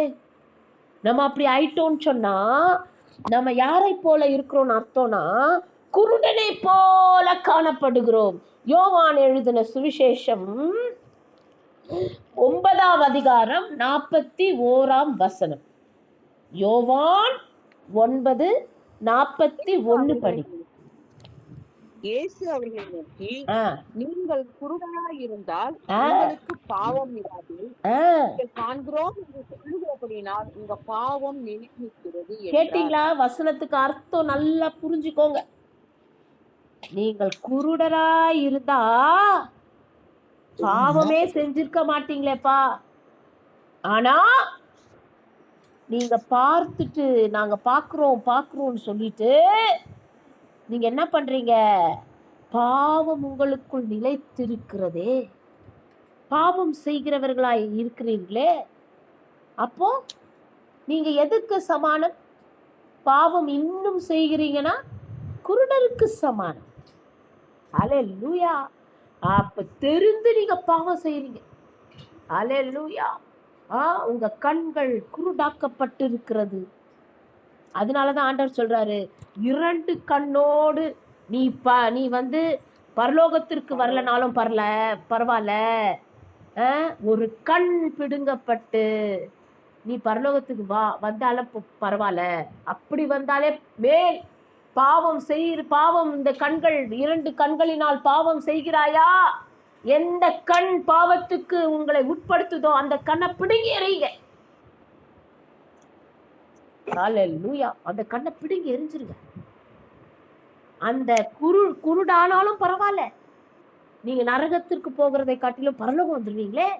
அப்படிதான் உங்க கை, அப்படிதான் உங்க கால், ஒவ்வொரு அவயங்களையும் பாவத்துக்கு நேராய் உட்படுத்தாதபடிக்கு. எந்த அவயம் பாவத்துக்கு நேராய் உட்படுத்துதோ அந்த அவயத்தை வெட்டி எரிஞ்சிருங்கப்பா. அந்த அவயமே வேண்டாம் உங்களுக்கு. அந்த அவயத்தோடு நீங்க நரகத்துக்கு போனீங்கன்னு சொன்னா அதை காட்டிலும் பரிதாபம் வேற எதுவுமே இல்லையே.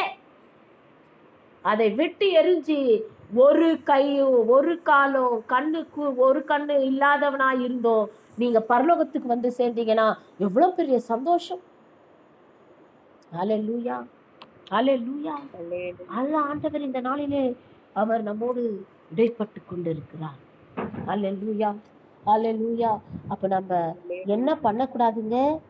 தெரிஞ்சு மனப்பூர்வமாய் பாவம் செய்யக்கூடாது. நமக்கு நல்லா தெரியும் அது பாவம்னு சொல்லிட்டு. எதுனா எல்லா பாவங்களை விட சத்தியத்திற்கு கீழ்ப்படியாமல் போகிறதே பெரிய பாவம். தேவனுடைய வார்த்தைக்கு கீழ்ப்படியாமல் போகிறது பெரிய பாவம். அது எதற்கு ஈடாய் அவர் வந்து ஒப்பிடுறார்னா கொலை செய்வதற்கு சமானமான பாவம்.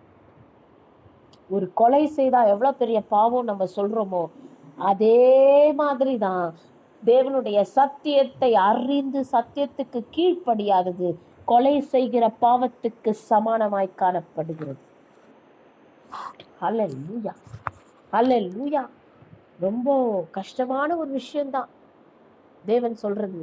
ஆனா நம்ம மனதை தாழ்த்தி, யார் நம்மளை மீட்டெடுத்தார், யார் நமக்காய் ரத்தம் சிந்தினார், யார் நமக்காய் பாடுபட்டார், இந்த ஒரு எண்ணம் நமக்கு இருந்துச்சுனாங்க நம்ம என்ன பண்ண மாட்டோம், அவருக்கு விரோதமாய் பாவம் செய்ய மாட்டோம். நமக்கு இந்த எண்ணம் மறந்து போயிடுறோமே.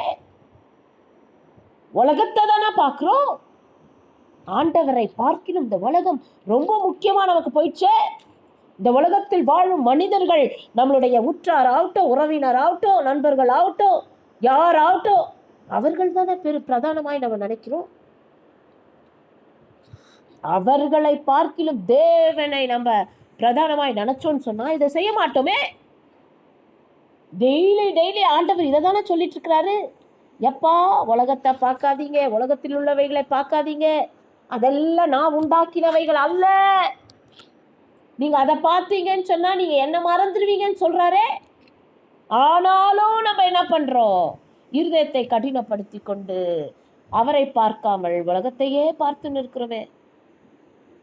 அப்போ உலகத்தையே பார்த்துட்டு இருந்தா ஆண்டவர் எப்படி இறங்குவார்? அல்லேலூயா. சரி, அதுக்குதான் அவர் என்ன பண்றாரு, ஐயோ என் மகன் திருந்துவானா, என் மகன் திருந்துவாளான்னு சிக்ஷையை கொடுக்கிறார். சரி, சிக்ஷையை கொடுத்து அந்த சிக்ஷையை அற்பமா எண்ணாத, அந்த சிக்ஷையை அசட்ட பண்ணாதன்னு சொல்லி கொடுக்கிறார். அதையும் கேட்கறது இல்லை. அவ்வளோ அற்பமா அந்த சிக்ஷையை அற்பமா எண்ணாதீங்கன்னு சொல்ல சொல்ல இன்னும் அற்பமா எண்ணி அதை அசட்ட பண்ணி கடைசியில என்ன பண்றோம், மனப்பூர்வமாய் பாவம் செய்யும். அவர் அடிக்க அடிக்க மேலும் மனப்பூர்வமாய் பாவம் செஞ்சா ஆண்டவர் சொல்றாரு, அதுக்கு மன்னிப்பே இல்லப்பா. கடைசியில அதுக்கு என்னதான் வரும், உங்களுக்கு நியாய தீர்ப்பு நாளிலே கோபாக்கினை தான் வரும். ஹல்லேலூயா, ஹல்லேலூயா. அப்ப பாருங்க, இந்த நாளிலே தேவன் நம்மோடு மிக தெளிவாய் பேசிக்கொண்டிருக்கிறார். ஹல்லேலூயா. நீங்க திரும்பியும் பாவம் செய்யறவங்களா நம்ம இருந்தோம்னு சொன்னா அவருடைய இரக்கத்துக்கு, அவருடைய அன்புக்கு, அவருடைய காருண்யத்துக்கு நம்ம இழந்துருவோம். அதெல்லாம் இழந்துருவோம், அதெல்லாம் நமக்கு இருக்காது.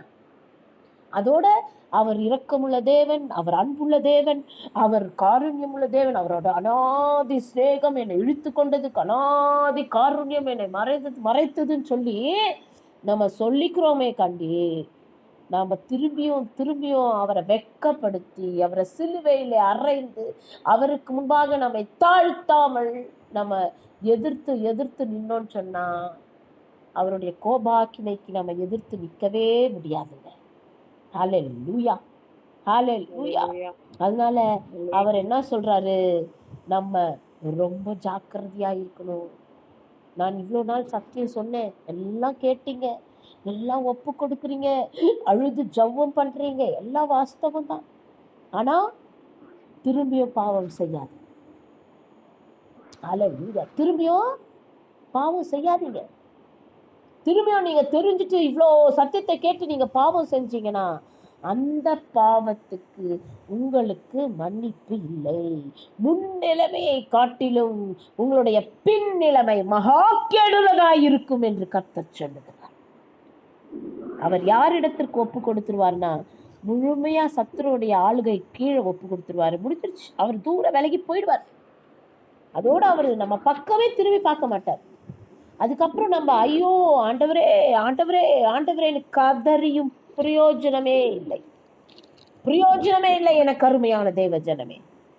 அந்த எச்சரிப்பின் சத்தத்தை நம்ம கேட்டு நாம அதன்படி நடந்தோம்னு சொன்னா சந்தோஷம், ரொம்ப சந்தோஷப்படுவார். என் பிள்ளைங்க என்னுடைய எச்சரிப்பின் சத்தத்தை கேட்டு தங்களை மாற்றிக் கொள்ளுகிறார்களே என்று சொல்லி. ஹல்லேலூயா. 2 பேதுரு 2ஆம் அதிகாரம் 20ஆம் வசனம் 21ஆம் வசனம். கர்த்தரும் இரட்சகருமாயிருக்கிற இயேசு கிறிஸ்துவை அறிகிற அறிவினாலே உலகத்தின் அசுத்தங்களுக்கு தப்பினவர்கள் மறுபடியும் அவைகளில் சிக்கிக்கொண்டு ஜெயிக்கப்பட்டால் அவர்களுடைய பின் நிலைமை முன் நிலைமையிலும் கேடுள்ளதா இருக்கும். அவர்கள் நீதியின் மார்க்கத்தை அறிந்த பின்பு தங்களுக்கு ஒப்புவிக்கப்பட்ட பரிசுத்த கற்பனையை விட்டு விலகுவதை பார்க்கிலும் அதை அறியாதிருந்தார்களானால் அவர்களுக்கு நலமாயிருக்குமே. நாய் தன் கக்கினதை தின்னவும் கழுவப்பட்ட பன்றி சேற்றிலே புரளவும் திரும்பினது என்று சொல்லப்பட்ட மெய்யான பழமொழியின்படியே அவர்களுக்கு சம்பவித்தது. ஐயோ, எவ்வளவு பரிதாபம்! கேட்டீங்களா? ஏசப்பா கர்த்தரும் இரட்சகருமாய் இருக்கிற இயேசு கிறிஸ்துவை அறிகிற அறிவினாலே உலகத்தின் அசுத்தங்களுக்கு தப்பினவர்கள். நம்ம ஏற்கனவே ஒரு தடவை ரட்சிக்கப்பட்டு ஞானஸ்தானம் பெற்று அவருடைய இரத்தத்தினாலே கழுவப்பட்டு மீட்டெடுக்கப்பட்டு மீண்டும் பிறக்கிற அந்த அனுபவத்தை பெற்றுக்கொண்டு நம்ம அந்த அசுத்தங்களுக்கு தப்பின பிற்பாடு மறுபடியும் அதுல நம்ம ஒன்ஸ் தப்பிச்சு வெளியே வந்துட்டு திரும்ப மாட்டிக்கிட்டோன்னு வச்சுக்கோங்க, திரும்பவும் சிக்கிக்கொண்டு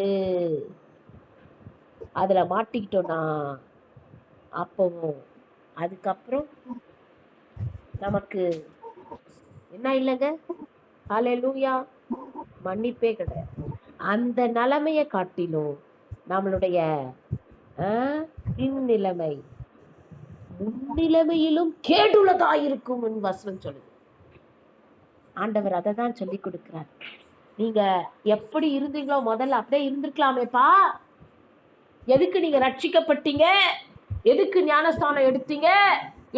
எதுக்கு என்ன நீங்க ஏற்றுக்கொண்டீங்க?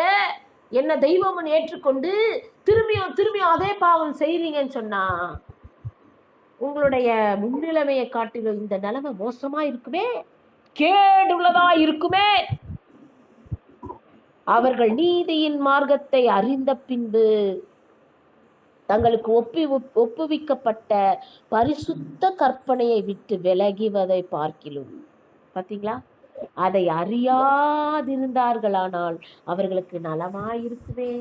ஆண்டவர் நமக்கு அந்த பரிசுத்த கற்பனையை ஒப்பு கொடுத்து நம்ம கையில இந்த கற்பனைக்கு தான் நீங்க கீழ்ப்படினோன்னு சொல்லி நம்மளும் சரி ஆண்டவரே இந்த கற்பனைக்கு நாங்க கீழ்ப்படுறோம்னு சொல்லி நம்மளை ஒப்பு கொடுத்துட்டு அதுக்கு நம்ம கீழ்ப்படியாம போனோம்னா ஆண்டவர் சொல்றாரு, அதுக்கு நீங்க அந்த கற்பனையை தெரிஞ்சுக்காமலே இருந்திருக்கலாமேப்பா. தெரிஞ்சுக்கிட்டு நீங்க அதுக்கு கீழ்ப்படியாம இருக்கிறது எதற்கு சமானம்? நாய் தன் கக்கினதை தின்னவும். அல்லேலூயா. நாயோட சுபாவம் என்னதுங்க? தன் கக்கினதை தின்னுகிற சுபாவம். அல்லேலூயா. தன் கக்கினதை தின்ற எவ்வளவு ஒரு அசிங்கமான ஒரு காரியம். நம்ம வாந்தி எடுத்ததை நம்மளால சாப்பிட முடியுமா? இது பார்க்கவே முடியாது.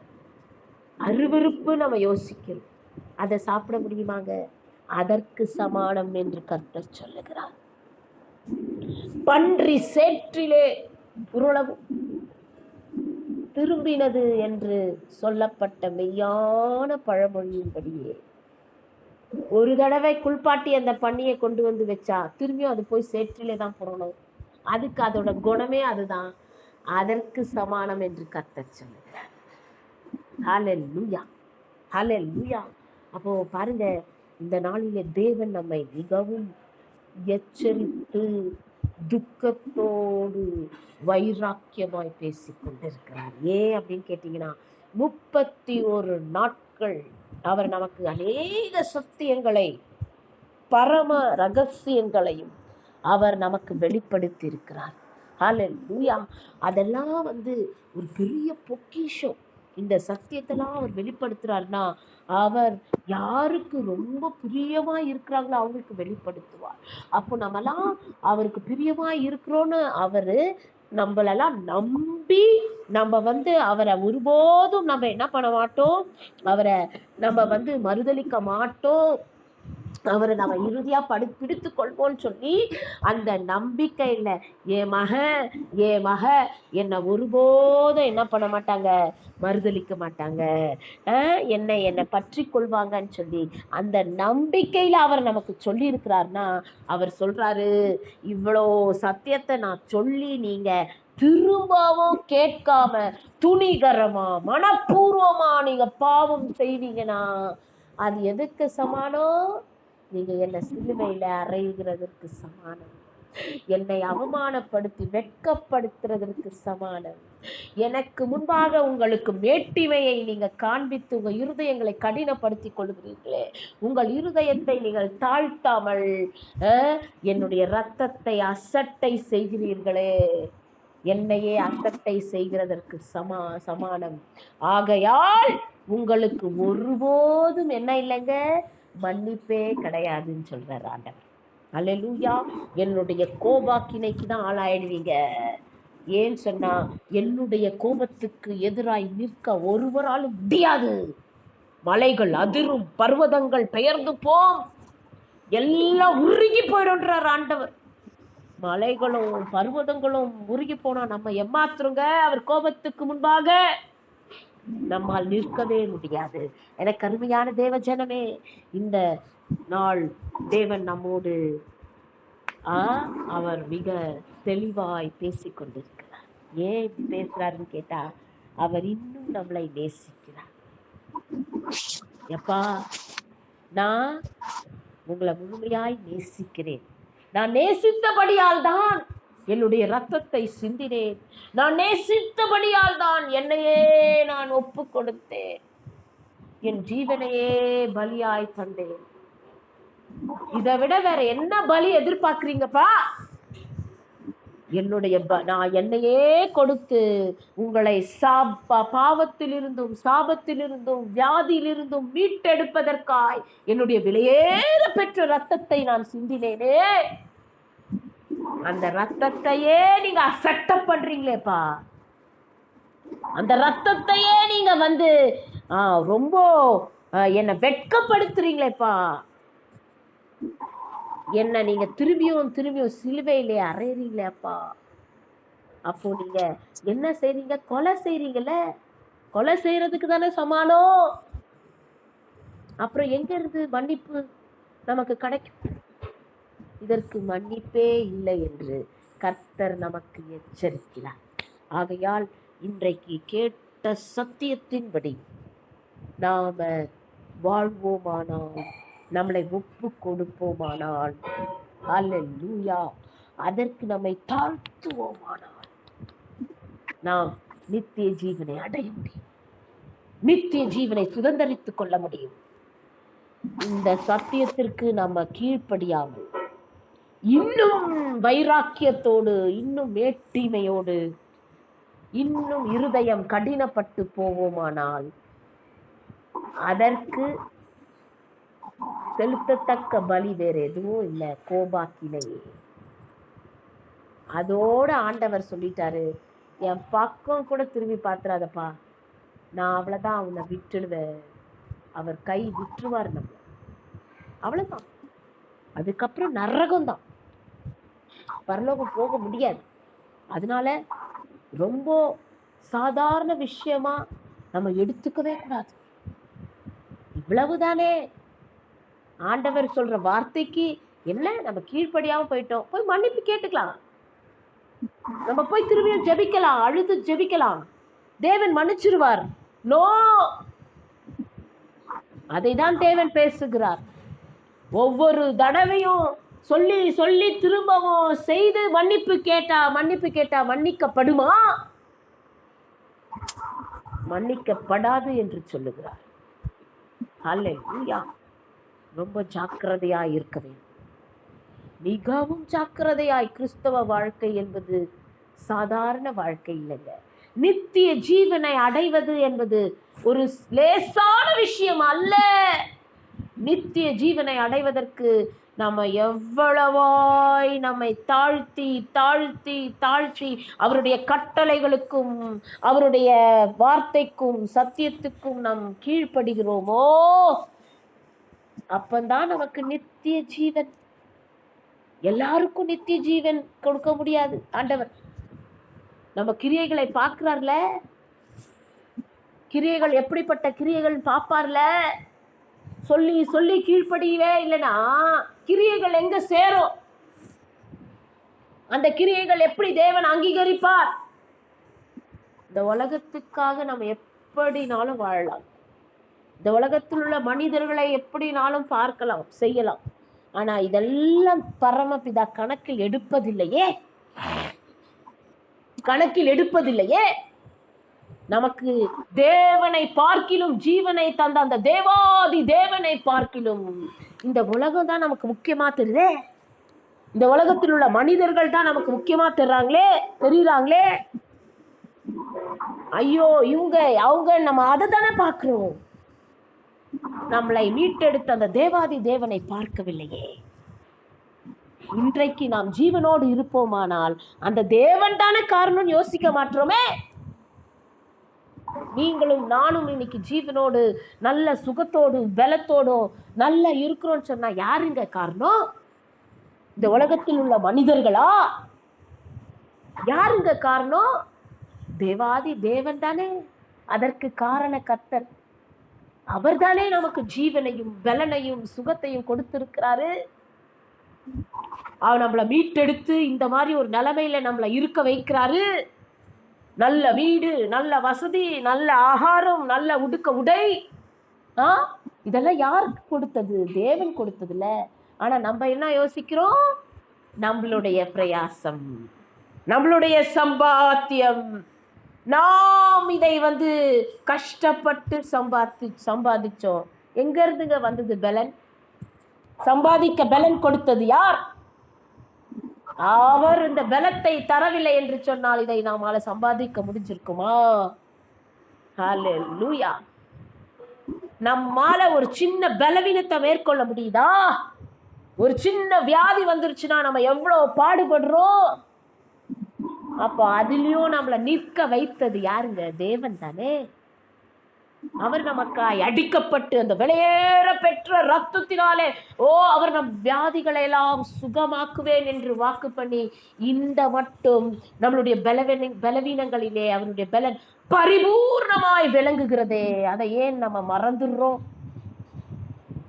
அப்ப இதெல்லாம் மறந்துடுறோம்னா நம்ம எல்லாம் யாருங்க? ungrateful people.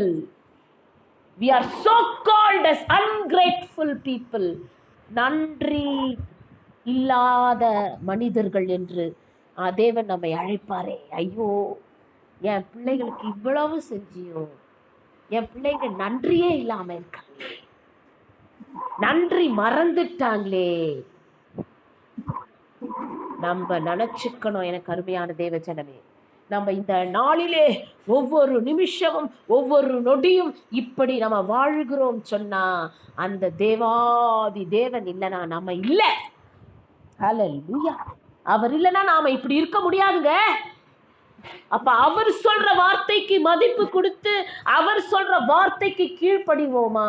இல்ல இந்த உலகத்துல இருக்கிற மனிதர்கள் சொல்றதை கேட்டு அவர்களுக்கு பின்பாக நம்ம போகணுமா? இந்த உலகம் எப்படி போகிறதோ அதே போக்கில நம்ம போறோமா? நம்மை நாமே சோதித்து அறிய வேண்டும். நம்மை நாமே சுய பரிசோதனை செய்து கொள்ள வேண்டும். எப்பொழுதும் உலகம் உலகம் உலகம் உலகத்தையே நோக்கி பார்த்தா அப்ப எப்பங்க ஆண்டவரை நோக்கி பார்க்கிறது? ஹல்லேலூயா. அவர் எவ்வளவு துக்கப்படுவார், அவர் எவ்வளவு வருத்தப்படுவார். இவ்வளவு செய்தும் என் பிள்ளைங்க என்ன என் சத்தியத்துக்கு என் வார்த்தைக்கு கட்டுப்பட மாட்டாங்களே அப்படின்னு சொல்லி அவர் துக்கப்படுவாரா மாட்டாரா? அவர் துக்கப்படுவாரே. நல்லா புரிஞ்சுக்கணும். இந்த உலகமும் உலகத்தில் உள்ளவைகளும் பிதாவினால் உண்டானவைகள் அல்ல, அது இயேசு கிறிஸ்துவினால் உண்டானவைகள் அல்லங்க. இந்த உலகத்துக்கு கடவுள் யாருன்னு கேட்டீங்கன்னா அந்த பொல்லாத சாத்தான். அவன் தான் இந்த உலகத்தை ஆண்டு கொண்டு இருக்கிறான். ஆனா நாமோ நம்மளுடைய பிதாவுக்கு பிள்ளைகள் என்று பெயர் கொண்டு, கிறிஸ்தவர்கள் என்று பெயர் கொண்டு நாங்கள் கிறிஸ்தவ ஜீவியம் ஜீவிக்கிறோம். கிறிஸ்துவை போல வாழ்கிறோம் என்று சொல்லி கிறிஸ்துவை அசட்டை செய்கிறவர்களாய் காணப்படுகிறோமே, அந்த கிறிஸ்துவையே அவமானப்படுத்துகிறோமே, அந்த கிறிஸ்துவையே சிலுவையில் அறைகிறோமே. அப்ப நம்ம கிறிஸ்தவர்கள் என்று சொல்லிக் கொள்ளலாமா? எவ்வளவு துக்கப்படுவார் இயேசு கிறிஸ்து, எவ்வளவு துக்கப்படுவார் நம் தேவன். நல்லா கவனிக்கணும். ஆண்டவர் சொல்ற வார்த்தைக்கு தானே நம்ம கீழ்ப்படியில போய் மன்னிப்பு கேட்டுக்கலான்ற மனப்பக்குவம் நமக்குள்ள வரக்கூடாது. பயம் இருக்கணும், நடுக்கம் இருக்கணும். அவர் சொன்னால் உடனே ஆண்டவரே செஞ்சிடற, ஆண்டவரே கஷ்டம்தான் இருந்தாலும் எனக்கு கிருபை பாராட்டு, நீங்க என்னோடு இருந்து எனக்கு கிருபை பாராட்டுங்கன்னு சொல்லி நம்மளை தாழ்த்திடணும். அதை விட்டுட்டு நம்ம ஆண்டவர் தானே அப்படின்னு சொல்லி என்னுடைய கணவன் ஒரு அழகான ஒரு வார்த்தையை சொன்னார். என்ன சொன்னார் தெரியுமா? we should not take God for granted. எனக்கு அதுதான் இப்போ ஞாபகத்துக்கு வருது. அத தேவனை நம்ம கிராண்டடா எடுத்துக்க கூடாது. மனிதர்கள் போல தேவனையும் நம்ம நினைச்சிட்டோம். மனுஷனே சொல்லி சொல்லி செய்யலனா தண்டனை அப்படின்னு ஒன்று வச்சிடுறாங்க. அப்ப தேவன் எப்பேற்பட்ட தெய்வம்? அவர் சொல்லி சொல்லி கேட்கலன்னா அவர் தண்டனை வச்சிருக்க மாட்டாரா? ஆனா அந்த தண்டனையில இருந்து நம்ம தப்பிக்கவே முடியாதுங்க. ஆக்கினை தீர்ப்புன்றது யாருக்குமே அதனுடைய உண்மையான கஷ்டம் புரியல. ஏன்னா அதை நம்ம பார்க்கல. அவர் சொல்றாரு, கேள்விப்படுறோம், ஆனா அந்த ஆக்கினை தீர்ப்பை இன்னும் அனுபவிக்கலையே. அதனாலதான் இன்னும் பயம் வரல. ஆக்கினை தீர்ப்புனா என்ன தெரியுங்களா? அந்த நரகத்துக்கு நம்ம போனோம்னா கொஞ்சம் கொஞ்சம் ஆண்டவர் சொல்லியிருக்கிறாரு, எரிகிற அக்கினின்றாரு, அங்க பற்கடிப்பு அழுகைன்னு சொல்லியிருக்கிறாரு. நீங்க சின்ன நெருப்புல கையை விட்டு எடுக்கும் போதே வேதனை, சுட்டாலே வேதனைப்படுதுன்னா உங்க முழு சரீரமும் அந்த நரகத்துக்குள்ள போய் ஒவ்வொரு நாளும் வெந்து வெந்து அழுகி அதுக்கு முடிவே இல்லையேங்க. வெந்து அழுகி உருகிப்போம், திரும்பியும் புது சரீரம் வரும், திரும்பியும் வெந்து இந்த பாடுக்கும் இந்த உபத்திரவத்துக்கும் முடிவே இல்லையேங்க. இந்த இடத்துக்கா நம்ம போனோம்? இந்த இடத்துக்காக போனோன்றதுக்காகவா தேவன் நம்மளை சிலுவையில அவர் சிலுவையில அறைந்து நம்மை மீட்டெடுத்தார்? அதற்காகவா இப்போ இவ்வளோ உயிரை விட்டு ஆண்டவர் பேசிட்டு இருக்கிறாரு? அவர் தம் ஜீவனை கொடுத்து கொடுத்து அவர் கெஞ்சுறாரே ஒரு நாளும். எனக்கு அருமையான தேவ ஜனமே, ஏன் அவர் அவர் கதறதும் அவர் கண்ணீர் விடுறதும் ஏன் நம்ம கண்கள் மறைக்கப்பட்டது? அவர் இருதயம் நொறுக்கப்பட்டதை இன்னும் ஏன் உணரவில்லை? உணர்வுள்ளவர்களாய் மாற வேண்டும், உணர்வுள்ளவர்களாய் மாற வேண்டும். கடைசி காலம், இனி காலம் செல்லாது, காலம் செல்லாது. அவருடைய வருகை மிக மிக சமீபம். அவருடைய வருகையிலே நீங்களும் நானும் எடுத்துக் கொள்ளப்பட வேண்டுமானால் அவருடைய சத்தியத்திற்கு கீழ்ப்படிவதை தவிர வேறு வழி இல்லை. அவருடைய சத்தியத்திற்கு கீழ்ப்படியாமல் போவோமானால் அவருடைய வருகையிலே நாம் எடுத்துக் கொள்ளப்பட முடியாது. நமக்கு நித்திய ஜீவனும் கிடையாது, மன்னிப்பும் கிடையாது. ஹல்லேலூயா. இதைதான் இன்றைக்கு ஆண்டவர் தெளிவாய் நம்மோடு பேசியிருக்கிறார். ஹல்லேலூயா.